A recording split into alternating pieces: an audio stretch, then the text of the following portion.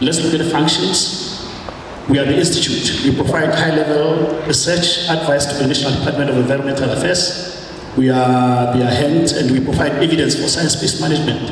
And one of the most interesting things that for this meeting is that we have got this function. We have to report to the minister about the status of listed invasive species almost probably 3 years. And every now and then we have to do that. Why alien invasive species? Because they are a big threat to the livelihoods and to the biodiversity of South Africa, which is our priority. I must say that biological invasions is a legislated function of SANBI. We have got 2 big categories of the functions. There are those that are a priority in SANBI, but there are those that are being driven by certain legislation. It's a legislated function of SANBI, so it's a serious obligation. And it is interesting to say that even earlier I heard other speakers saying that even the citizens have got the law that obliges them to take care of alien species to protect the environment. Thanks.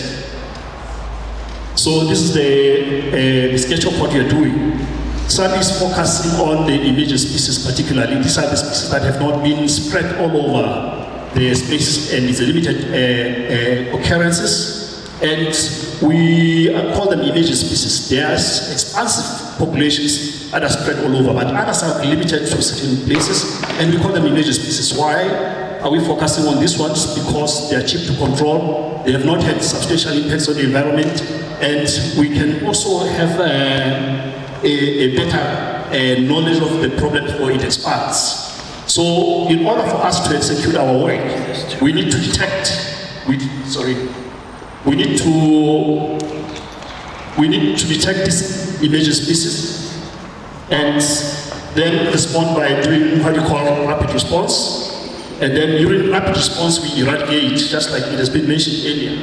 We eradicate, and before we eradicate, we train people or general workers, and we create some jobs, and we do a lot of research. Each and every work that we do is informed by management plan. Management plan is a compilation of the different steps that takes precautionary measures about chemicals to use, methods to use, the impacts of the species, and why it's occurring in the logistical requirements for that particular problem.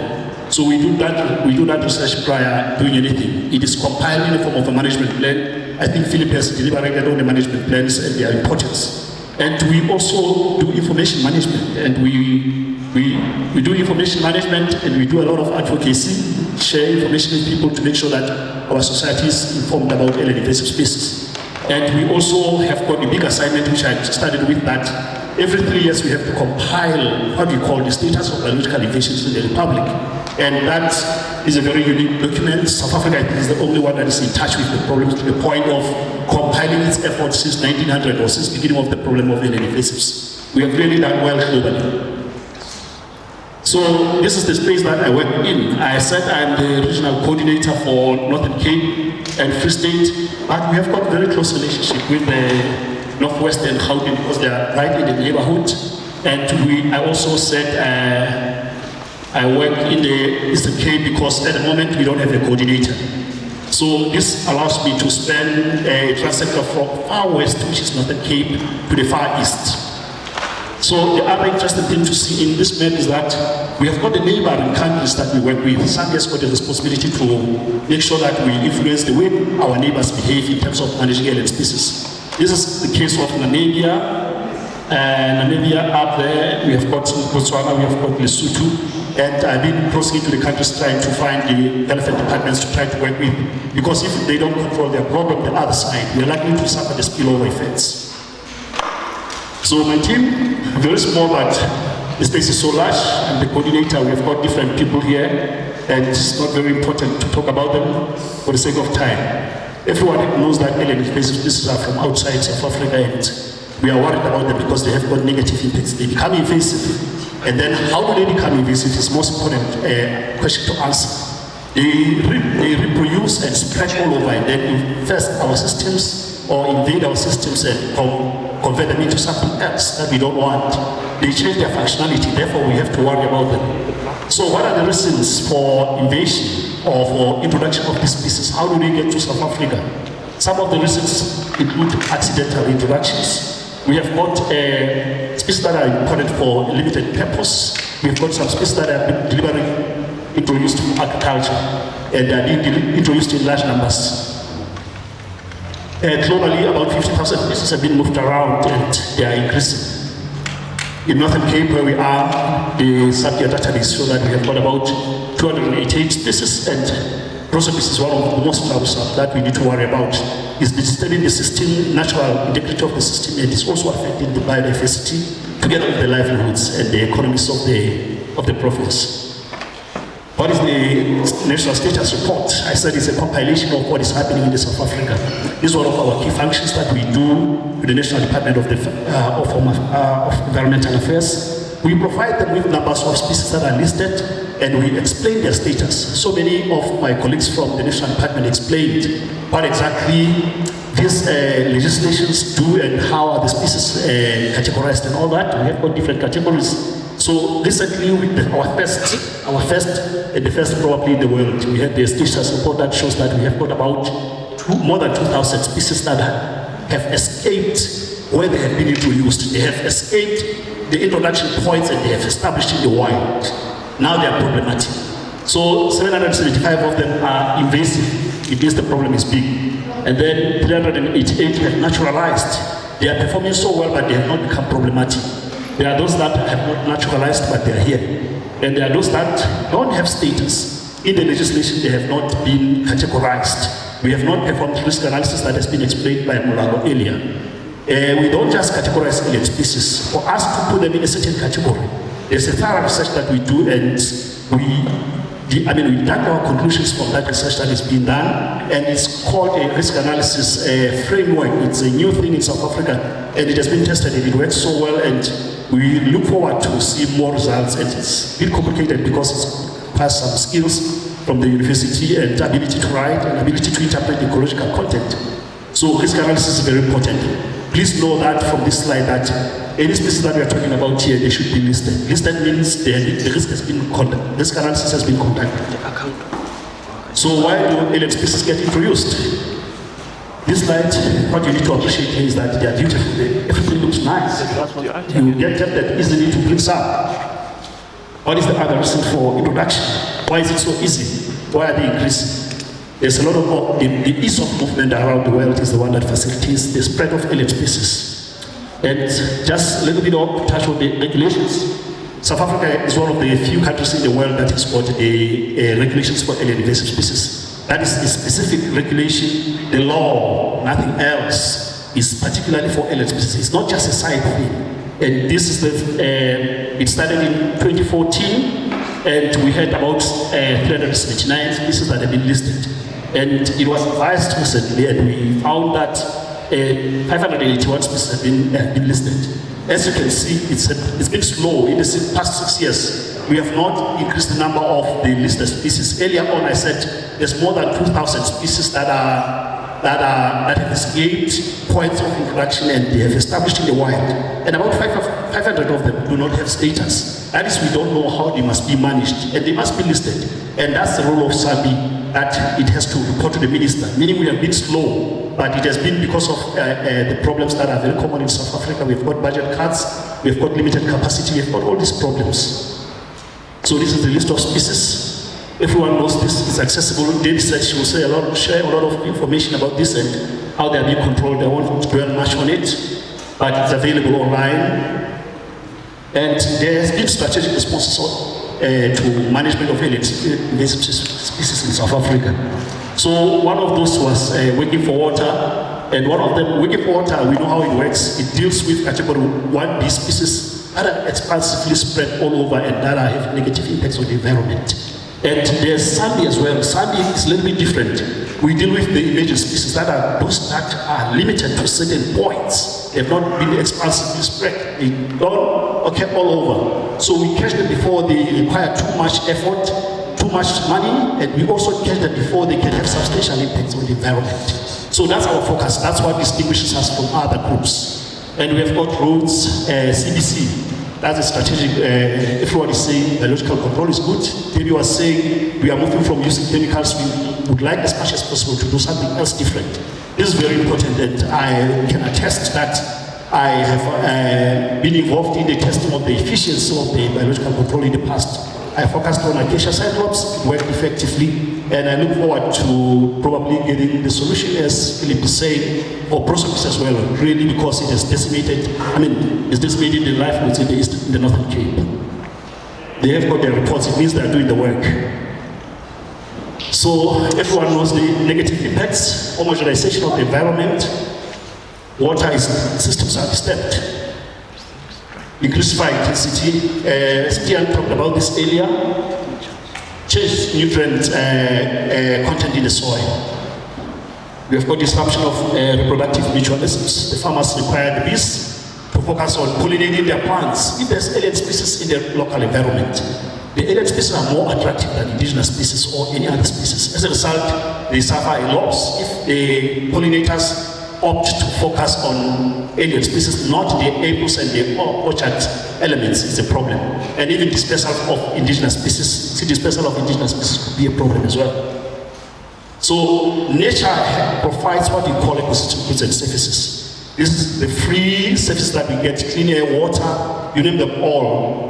Rituals that we perform out there, firewoods in different contexts. According to Millennium Ecosystem Assessment, there are 4 categories that are shown there, supporting According to Millennium Ecosystem Services, Millennium Ecosystem Assessment of 2005, we have got the supporting role of the environment, we have got the provisioning, we have got the regulation, we have got the culture. They are all recognized, and that's what we benefit without paying from nature.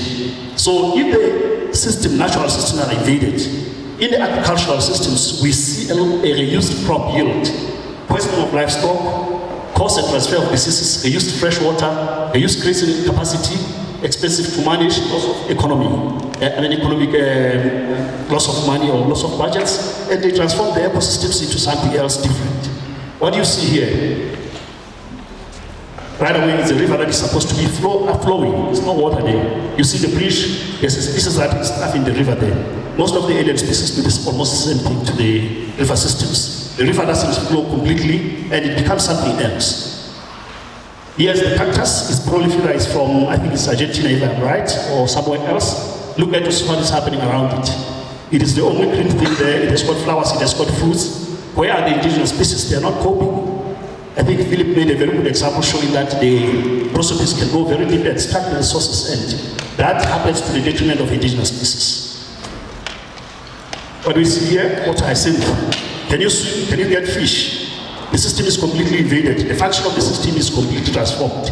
And all the benefits that we are supposed to get from the system are no more available at abundance or in a normal way. This is another example of the situation that I got from the internet. You can see that if it's a grazing land, animals are not going to be able to navigate. If you need the medicinal plants, you won't get them. If you need anything there, you need to take a walk or hike, you won't be able to work. Look at the cactus, it has been shown earlier. It's bigger than the indigenous species. You see the grasses around it, but it is much bigger. And what does it mean? A lot of water has been extracted and a lot of nutrients have been extracted to the detriment of indigenous species. Oh, sorry. This is another situation. It's taking over the system. If it's your farm, it's a grazing land, completely is changing, it's being filled up with these things. It's a disadvantage. Boxing cactus, boxing glove cactus. I think it was mentioned earlier. What do we see here? Subulata Ostroslindopondia. It is a problem. What is happening? It grows next to you, and the next thing what you do, you chop it off and you throw it away, and it regenerates and it spreads again and it affects our system. Recently, since I started this work, that is in 2018, I've been monitoring the dumping sites. It was after I realized that they are very key in the spread of alien species. And these dots all these dots represents the towns that I've visited where I've documented alien species in the dumping sites. And the colors are representing the rain. As we are in the west here, the rain increases as we go to the east. And when you look at the density of the dots and the size of the dots, it seems to be increasing from west to the east. And what does that mean? It means the alien species are many as from the west, probably because of limited occupancy, and also because of low agricultural activity that is driving alien invasive species. And this was a very interesting finding. And the herbicides were never believed to be so effective in transferring or harboring alien species. And in this case, I concluded from this study that we need to start monitoring herbicides as a point of contact with the natural environment. We can agree that most of the herbicides are seen outside the villages or outside the towns. And immediately you dump the alien species there from your garden, they are likely to spread into the natural system. So I therefore argue that probably human beings have also participated in the spread of alien species from where they've been introduced in the garden as ornamentals to the natural systems where we have our biodiversity, therefore deteriorating the integrity of the natural environment. These are the examples of the families of the plants that have been collected. There was about 800 records, and I think about 200 species, and the most dominant families are cactus.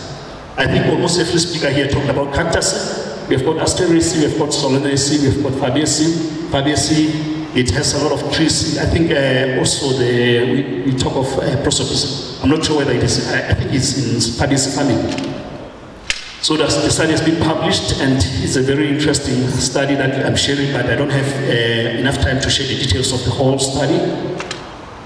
We monitored the nurseries, plant nurseries. There's an ongoing study that is checking what is being sold. We document the species and we are trying to look for aliens specifically, and there's a lot of them. I think the compliance people mentioned that they do those surveys, and I wonder how many of the nurseries, almost each and every nursery that I've been in, that of my team has surveyed, has alien species, and most of them have category 1A species.